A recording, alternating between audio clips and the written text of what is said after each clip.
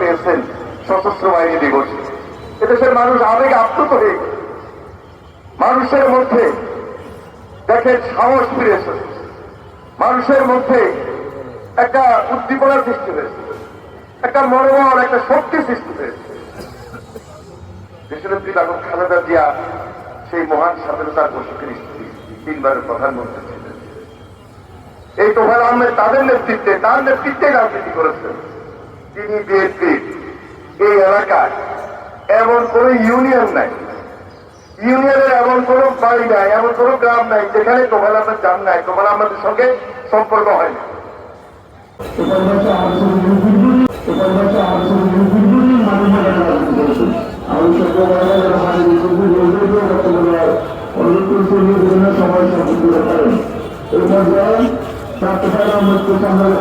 ওনার একটা ইউনিয়ন নির্বাচনে আমি অংশগ্রহণ করেছিলাম, ওনার সাথে ওনার ভোট করেছিলাম। যখন আমি দেখছি উপনির্বাচনে আমি সেখানে এসেছিলাম। ওনার যে সাহস, সেই দক্ষ ওনার, উনি সবসময় সত্য কথা বলতেন। উনি কাউকে চাপ দিতে না সত্য কথা বলার জন্য। আমি নিজে সাক্ষী, উনি বিজেপিকে অভিযান তৎকালীন সময়ে জাতি পার্টি আমাদের নির্বাচন করেছেন।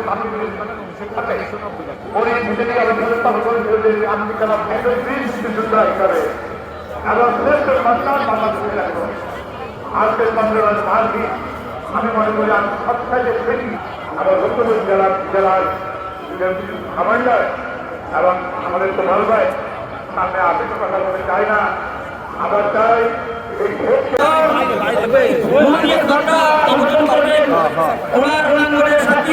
এই মুক্তিযুদ্ধে এবং তার সহযোগিতা মুক্তিযুদ্ধের সন্ধ্যা মুক্তিযুদ্ধের মন দিয়ে ফুলের সন্তান